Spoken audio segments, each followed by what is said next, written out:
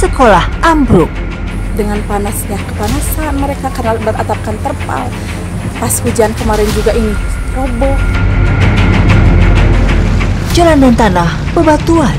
Harus ekstra hati-hati ketika mengemudi. Jembatan reot.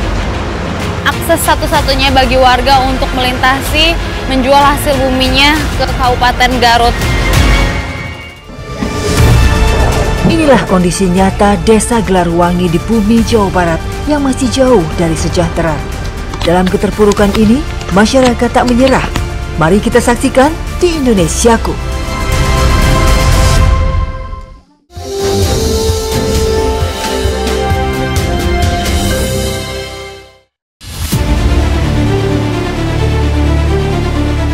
Di tengah keindahan alam Cianjur, Kampung Palatar memiliki banyak potensi. Namun, ada satu tantangan besar yang dihadapi para siswa di sini, akses pendidikan.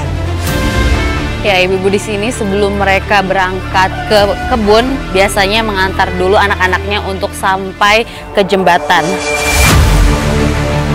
Perjalanan kurang lebih 1 jam dan tantangan yang dihadapi, semangat anak-anak Kampung Palatar takkan padam. Mereka percaya pendidikan akan membawa ke masa depan yang lebih baik. Tati, kamu sekarang kelas berapa sih? Kelas 5. Nah, emang nggak ada jalan lain lagi kok? Kamu harus lewat jembatan ini. Kamu takut gak? Ini kan licin. Takut. Kenapa takutnya? Karena kan jalannya juga cuma ada satu. Cuma ada satu.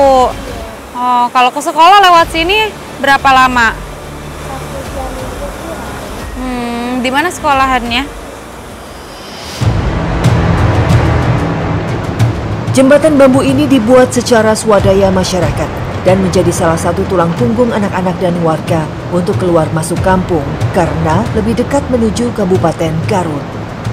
Memiliki panjang kurang lebih 40 meter dengan ketinggian 5 meter dari dasar sungai. Ya, inilah potret nyata anak sekolah di pelosok desa. Mereka harus bersekolah dengan cara seperti ini. Perjuangannya luar biasa, padahal semangat untuk bersekolahnya juga sangat tinggi. Namun infrastruktur jalan dan jembatan tidak memadai. Jembatan ini menjadi satu-satunya akses terdekat warga menuju sekolah, ke rumah sakit dan menjual hasil bumi mereka. Jembatan yang terbuat dari bambu ini setidaknya 3 kali setahun dilakukan perbaikan. Jangan cepet-cepet deh, pelan-pelan licin. Menurut informasi warga, jembatan ini pernah hilang diterjang banjir. Akibatnya, para siswa tidak sekolah dan menunggu sampai jembatan diperbaiki kembali. Warga pun berharap jembatan ini segera dibangun agar tidak membahayakan warga. Ya, memang biasanya para ibu hanya mengantar anak-anaknya sampai ke sini untuk menyeberangi jembatan saja. Selebihnya ibu-ibu di sini langsung pergi ke kebun ya Bu ya. Mari Bu.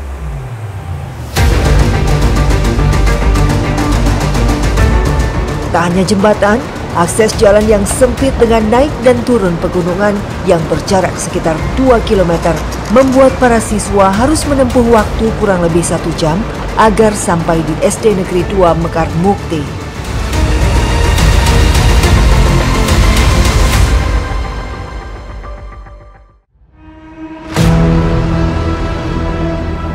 Terletak di ujung selatan Kecamatan Cidaun, Desa Gelarwangi memiliki penduduk kurang lebih 2.475 jiwa.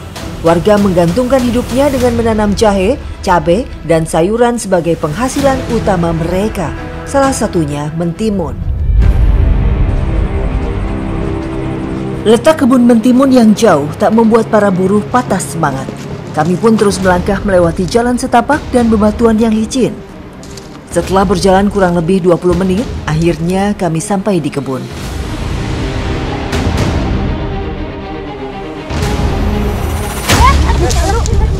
Ya ampun. Aduh.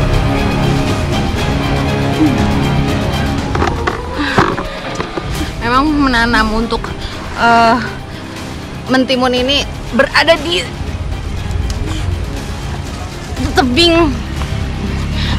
Tanahnya pun memang gempur sekali, jadi harus berhati-hati saat melangkah. Inilah lahan milik Pak Hasan. Lahan seluas 1/4 hektar ini ditanami mentimun yang berjenis bintang Asia semi F1. Mentimun ini banyak disukai petani. Selain tahan penyakit, mentimun ini mudah perawatannya. Mentimun bisa dipanen 40 hari dari awal tanam. Lahan ini bisa menghasilkan 500 kg sekali panen. Sayangnya, harga pupuk dan obat-obatan yang mahal tak terjangkau petani. Akibatnya, hasil panennya sering menurun, bahkan gagal panen. Hal ini berimbas pada pekerja, mereka sering terlunta dan terus menunggu dipekerjakan kembali. Salah satunya, Teh Eis. Kalau Teteh diburu seperti ini, diupah bayarannya berapa sih per hari? Sehari 30.000. Kalau ada burunya, kalau kadang-kadang nggak ada setiap hari. Paling 1 bulan 4-5 kali hari. Cukup nggak untuk memenuhi kebutuhan Teteh? Enggak. Kenapa? Karena banyak pengeluaran biaya anak sekolah. Kenapa? Teteh sedihnya kenapa? Karena itu banyak kekurangan ekonomi.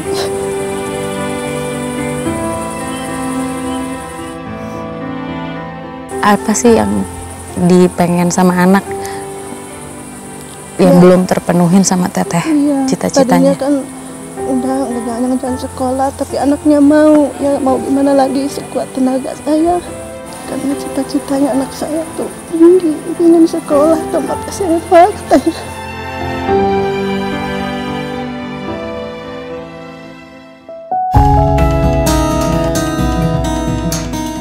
Hanya mengandalkan pendapatan saat panen tiba membuat pendapatan Eis juga tak menentu. Setelah terkumpul, mentimun langsung dibawa ke tempat penyortiran.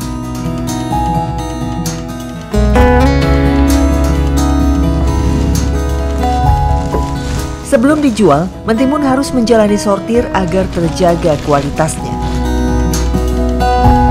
Ya, penyortiran ini adalah fungsinya untuk memisahkan mentimun yang besar dengan yang kecil. Namun anehnya, harga jual mentimun yang besar jauh lebih murah dibandingkan mentimun yang kecil. Mentimun di kebun dihargai Rp1.000, bahkan pernah sampai Rp500 per kilonya. Hal ini membuat para petani sering merugi, bahkan sering dibagikan ke tetangga karena rugi ongkos panennya. Setelah selesai sortir, kami akan menjual ke pengepul. Ya, saatnya kami menjual hasil panen kami pada hari ini, yaitu mentimun ke Kabupaten Garut.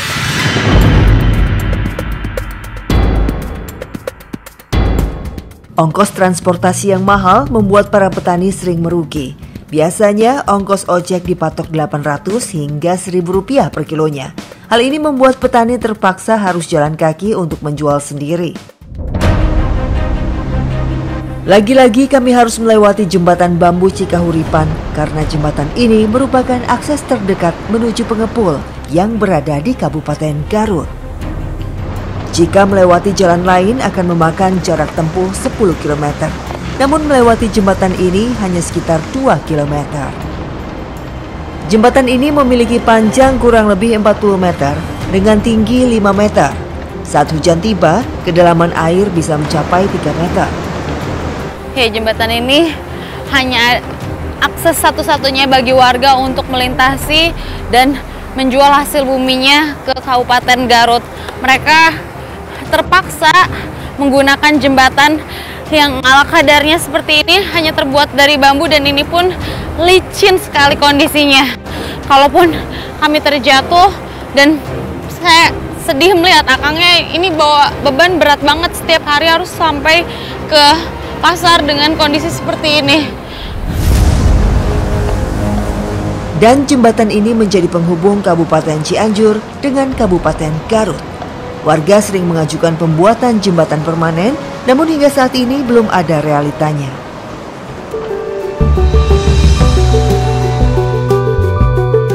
Setelah kurang lebih 1 jam perjalanan, akhirnya kami sampai di pengepul.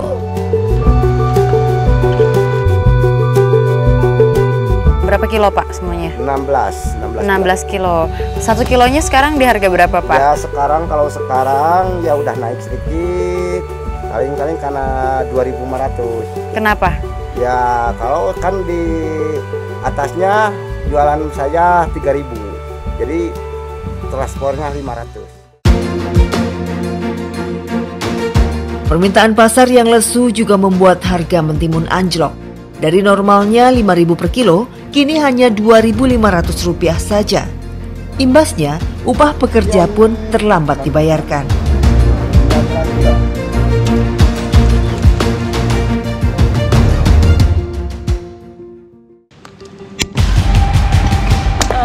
Minta maaf, nanti dulu nak, belum punya uang.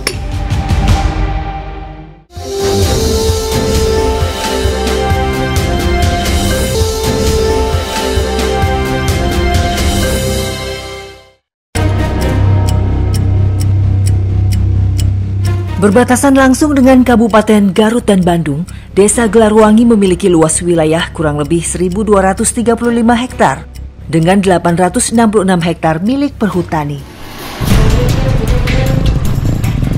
Menuju Desa Gelarwangi, kami harus menempuh jarak kurang lebih 10 km dengan kondisi jalan sebagian masih bebatuan dan tanah merah. Jalan ini menjadi jalur terdekat menuju kota Cianjur. Jalanannya benar-benar curam dan berkelok. Saya takut motornya tergelincir bannya. Ini bisa dilihat kondisi jalanannya. Sebelah kanan saya benar-benar tebing tinggi banget.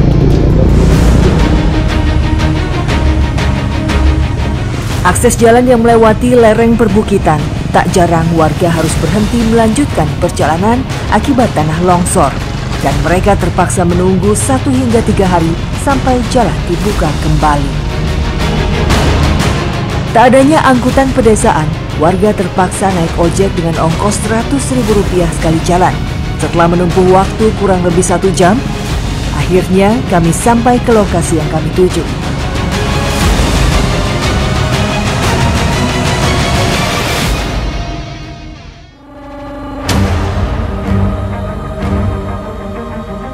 Selain menjadi buruh tani, ibu-ibu warga dusun Mekar Laksana mengais rezeki menjadi pemecah batu demi menambah nafkah keluarga. Saat ada pesanan, setiap hari mereka harus pulang pergi ke sungai untuk membuat batu split.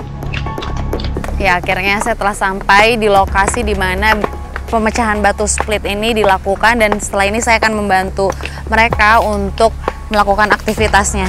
Tetap bersama kami di Indonesiaku. Di pinggir sungai inilah mereka bekerja. Batu yang melimpah di sungai menjadi penghasilan tambahan buat keluarganya saat waktu luang. Satu persatu batu dipecah.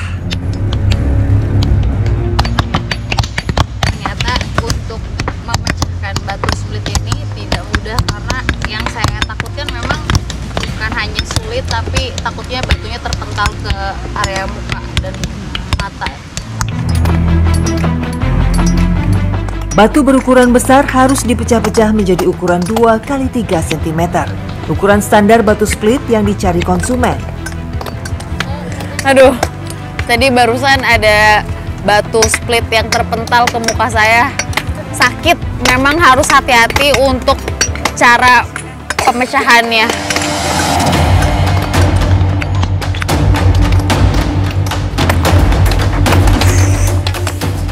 Selain sulit, pekerjaan ini juga memang harus dilakukan secara hati-hati. Kalau tidak hati-hati, palunya bisa terkena tangan. Apalagi pekerjaan ini dilakukan oleh para ibu-ibu di sini, dan menurut informasi ibu-ibu di sini pernah ada kejadian tangannya sampai terkena palu dan itu patah. Peralatan yang dipakai cukup sederhana. Palu, alat pemegang batu, dan karung sebagai alas. Sudah 3 tahun Ibu Imin bekerja sebagai pemecah batu. Ia bekerja untuk membantu menambah penghasilan suaminya yang tidak menentu. Ibu, kalau buruh upah batu split ini Ibu dikasih berapa sih, Bu? Perharinya ini kan 13 hari 13 hari cuman 1 kubik, cuman pendapatan uangnya 300 1 kubik.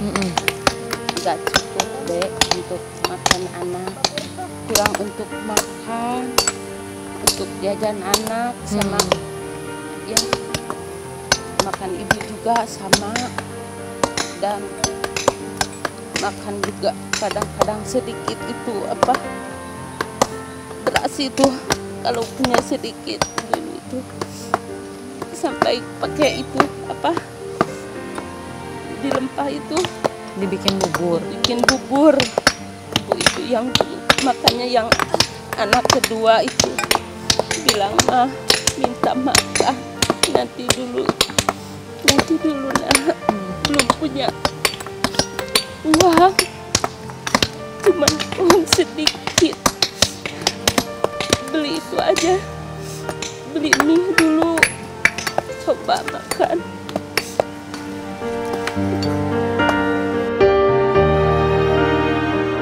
Ibu dapat bantuan nggak sih Bu dari pemerintah, PKH atau apa gitu Bu? Enggak.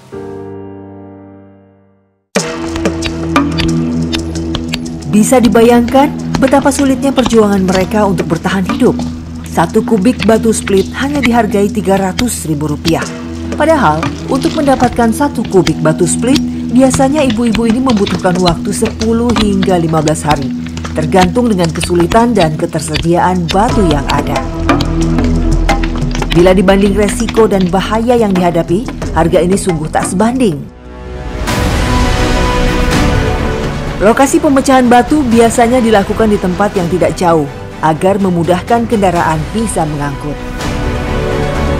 Tidak mengenal kondisi seperti apa, cuaca seperti ini, apalagi ini lagi hujan, mereka tidak peduli, yang penting mereka menghasilkan uang.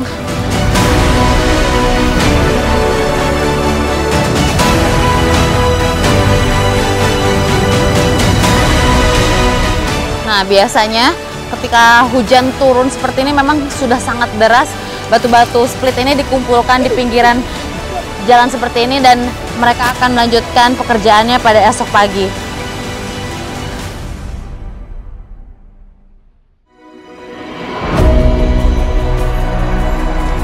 Sudah 79 tahun Indonesia merdeka. Indonesia merayakan keberagamannya. Namun di balik gemerlap kota, banyak masyarakat yang terjebak dalam kemiskinan, terutama mereka yang hidup di pelosok-pelosok daerah. Karena makan nasi pakai telur tiap hari atau gimana? Enggak tiap hari, biasanya pakai apa? Nasi goreng. Nasi doang digoreng. Kalau punya mie. Kalau nggak ada apa mah nasi doang.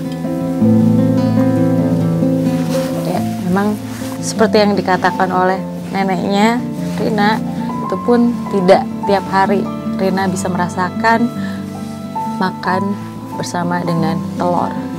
Bagaimana bisa para generasi penerus bangsa seperti Rina ini di pelosok desa mendapatkan gizi dan asupan nutrisi yang cukup kalau makanannya tidak terpenuhi. Perjalanan kurang lebih 4 km, sungguh melelahkan. Setiap langkah kaki menginjak tanah adalah perjuangan dan pelajaran. Kondisinya udah mulai turun hujan, bisa dibayangkan Rina setiap hari harus pergi ke sekolah melalui jalanan. Dan ini medannya perbukitan. Aduh, pasti licin banget. Kalau misalnya terjatuh dan tergelincir akan sangat membahayakan.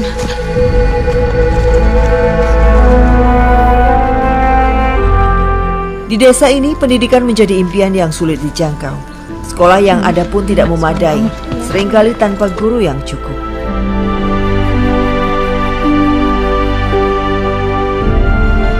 Ironinya, anggaran pendidikan setiap tahun terus meningkat. Namun masih banyak sekolah dalam kondisi yang memprihatinkan. Sungguh prihatin, para siswa harus belajar jadi satu di bawah tenda akibat bangunan sekolah mereka roboh. Bu, ini beneran proses belajar mengajarnya di sini? Ampun. Tiap hari, Bu? Iya, sini belajarnya kita. Kelas berapa aja yang Kelas ada di sini? 8, kelas 9 kita di sini di luar kelas. Soalnya nggak ada kelas. Luar biasa ya. Ternyata perjuangan sekali, selain kelasnya berada di luar ruangan, mereka pun harus mengambil kursi jauh dari sana dan nantinya dirapikan kembali di sini disusun.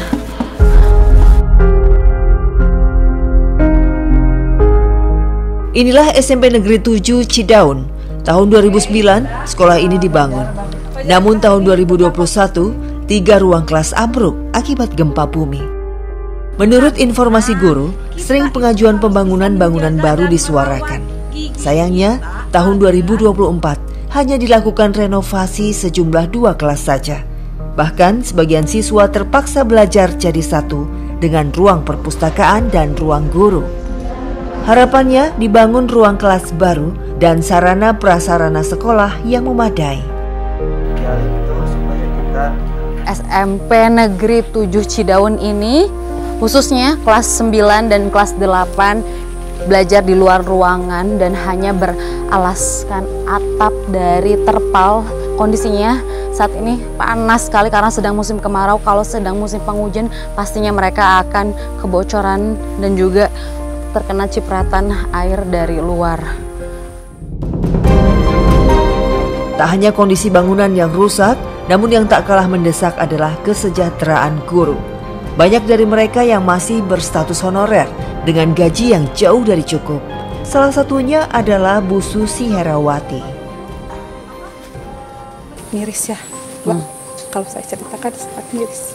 Kenapa? Perjuangan mereka ke sekolah aja udah memakan waktu yang begitu panjang. Ada yang sampai 4-5 kilometer. Bahkan sudah di sekolah pun juga mereka harus dengan kondisi sekolah seperti ini. Hal yang saya harapkan itu sangatlah banyak kepada pemerintah. Salah satu contohnya bangunan. Ruangan kelas kami cuma ada 2, sedangkan murid 3 untuk 3 lokal. Saya berharap pemerintah setempat bisa merealisasikan keinginan yang ada di sekolah kami, salah satu contohnya kelas itu. Dan harapan anak-anak juga sama, dengan panasnya kepanasan mereka karena beratapkan terpal. Pas hujan kemarin juga ini roboh, begitu juga dengan gurunya. Saya masih honorer. Saya pertama adanya sekolah di sini itu 2009. Saya mengajar di sini sudah 15 tahun. 15 tahun itu waktu bukan yang singkat, tapi cukup lelah. Sudah 15 tahun ia mengajar. Sayangnya, pemerintah terasa menutup mata dan tak peduli dengan nasib guru honorer. Berpenghasilan pas-pasan, padahal keberadaan guru honorer sangat penting, namun mereka sering diabaikan. Hal ini berdampak negatif pada kualitas pendidikan karena mereka tidak mendapatkan pelatihan dan dukungan yang memadai.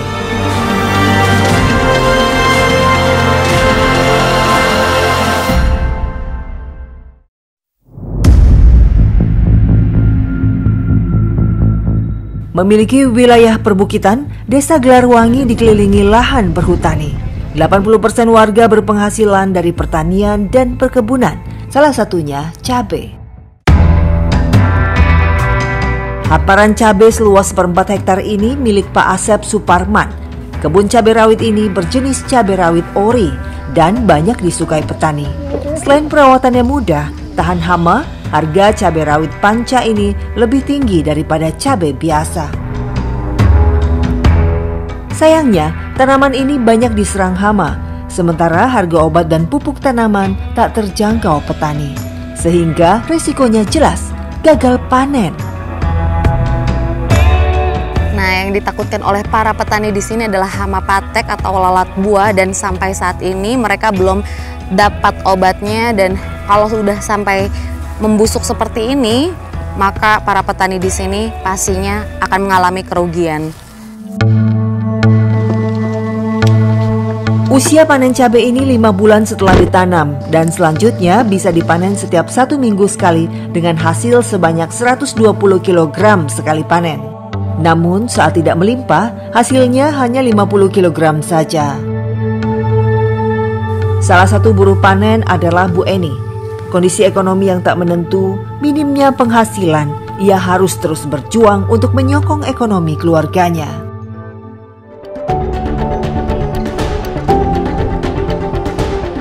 Ia bekerja dari jam 7 pagi hingga jam 12 siang. Eni diupah Rp35.000. Namun hasil itu tak setiap hari ia dapatkan. Semua cabai yang terkumpul lalu dibawa untuk proses selanjutnya.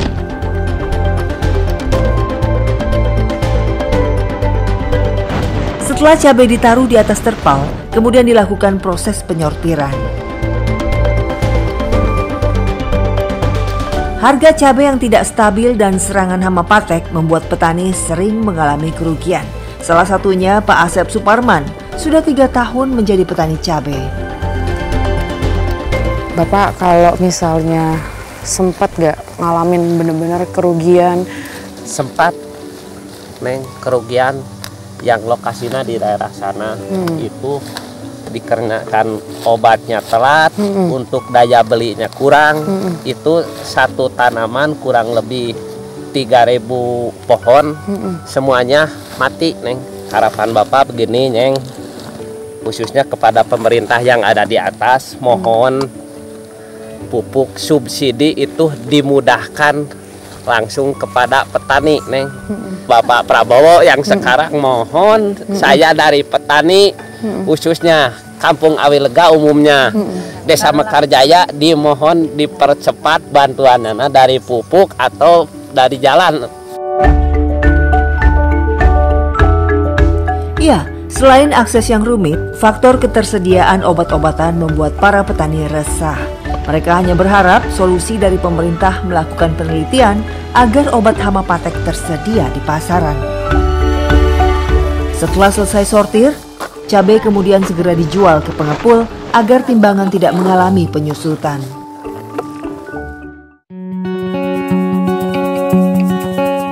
Harga cabai rawit merah di pengepul lokal dipatok Rp20.000, turun dari harga Rp40.000 per kilonya. Harga yang tidak stabil membuat petani sering mengalami kerugian, namun mereka hanya bisa pasrah menerima harga yang ditetapkan oleh pengepul. Mereka hanya bisa berharap pemerintah terus mengontrol harga cabai di pasaran agar para petani bisa hidup layak.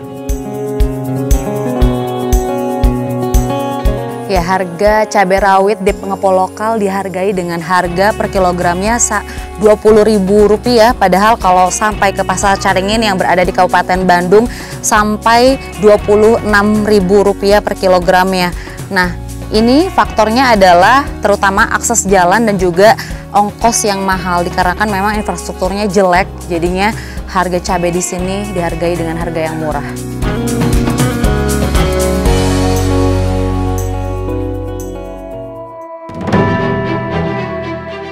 Untuk harapan kami sebagai Kepala Desa Garwangi, masalah jembatan, karena itu alat penghubung antara Desa Garwangi, Kecamatan Cidaun, sama Desa Mekarmukti, Kecamatan Taregong, Garut, itu sangat membutuhkan sekali karena akses jalan itu biasanya dikerjakan sama swadaya warga masyarakat, sementara sekarang pakai bambu. Itu swadaya warga masyarakat karena jalan itu sangat membutuhkan buat terutama anak sekolah yang ke wilayah Garut dan juga sarana ekonomi warga masyarakat desa kami sama desa Mekarmukti.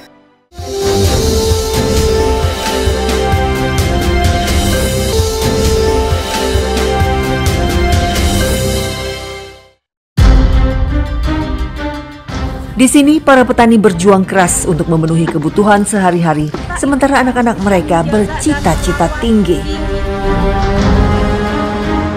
Namun, harapan akan kehidupan yang lebih baik masih tertunda. Mereka berharap suara mereka didengar oleh pemerintah dan pihak-pihak yang berwenang dengan perhatian dan dukungan agar Gelarwangi bisa menjadi desa yang sejahtera.